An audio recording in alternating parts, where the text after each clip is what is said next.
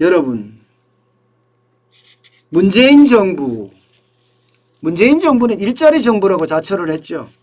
여러분 이거 아시죠? 일자리 정부라면서 대통령이 일자리 상황판을 집무실에 만들어 놓고 매일매일 국민들에게 보고하겠다고 했습니다. 왜 이런 거는 안 지킬까요? 왜 이런 거는 안 지킬까요? 저는 이런 걸 보면 진짜 웃긴다고 생각을 해요. 왜? 일자리 정부니까 일자리를 얼마나 만들었는지 계속 챙겼다고 이야기를 했지만 결국은 일자리를 전혀 챙기지 못했다는 이야기가 됩니다.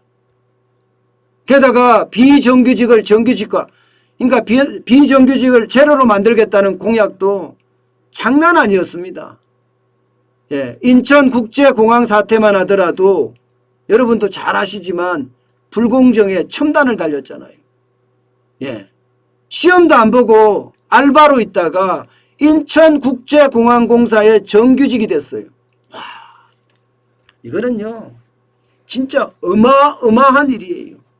여러분도 알다시피 인천국제공항공사 들어가려고 그러면 진짜 쉽지 않죠. 진짜 쉽지 않습니다. 어디 그뿐입니까? 최근에는 건보공단, 건강보험공단도 마찬가지죠. 비정규직을 정규직으로, 비정규직이란 말이 어떤 게 비정규직인지 모르겠어요. 본사에 고용돼야지 비정규직이 아닌가요? 아니잖아요. 협력사에 정규직이면 그것도 정규직 아닌가요? 이게 불공정이라는 거예요. 이게 불공정. 그렇게 건강보험공단도 공단 본사로 다 2,700명인가요? 다 고용을 한다고 해요. 그러면서 불공정 시비가 엄청나게 일었습니다. 그런데 진짜 웃긴 거는요. 진짜 웃긴 거는 비정규직이 더 많아진 거예요.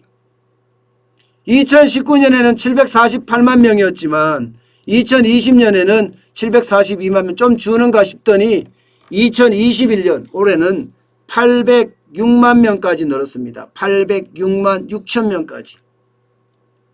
오히려 정규직이 줄어들었습니다. 정규직이 0.7%가 줄어들어서 1292만 7천 명이 됐습니다. 1292만 7천 명. 그러면 결국은요, 비정규직은 계속 늘어난다는 거고 정규직은 오히려 줄어든다는 이야기가 되잖아요. 그죠? 비정규직은. 실제 2020년 8월하고 비교를 해보면요. 비정규직이 38.3%였거든요. 742만 6천 명. 그게 2021년 8월에는 38.4%로 늘어났습니다. 806만 6천 명으로. 정규직은 1302만 명에서 1292만 7천 명으로 줄어들었고요. 비정규직은 대래 늘었습니다.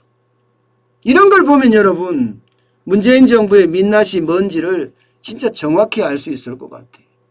정확히.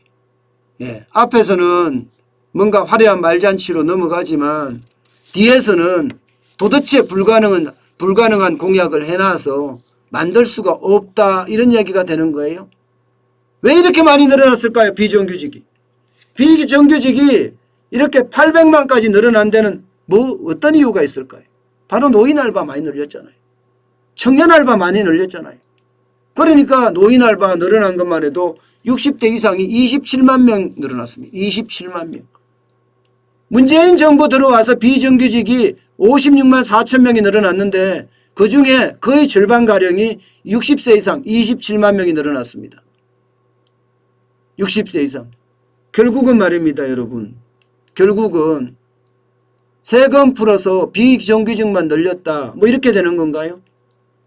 그만큼 문재인 정부는 외형에 굉장히 치중했어요. 그럴 수밖에 없는 게 기업을 적폐 세력으로 몰아서 기업을 진짜 때려잡았잖아요. 그러다 보니까 이게 쉽게 되지 않는 겁니다. 쉽게. 비정규직을 늘릴 수밖에 없어요. 정규직이 안 늘어나요. 기업을 때려잡으니 늘어날 수가 없죠.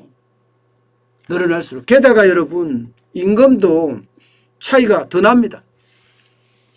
비정규직과 정규직 사이의 임금 차이도 굉장히 많이 늘어났어요.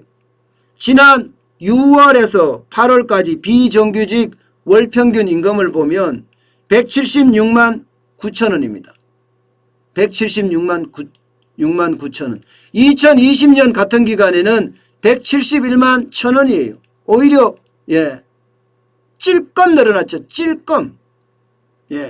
3.4% 찔끔 늘어났습니다. 정규직은요.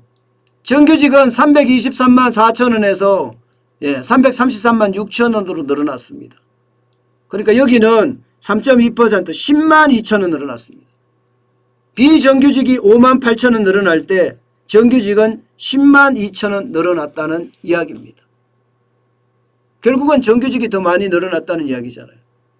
이게 그냥 하루에 뭐 한두 시간 일하고 한 달에 한 27만 원, 28만 원 주고 이러니까 이게 떨어질 수밖에 없어요. 평균이.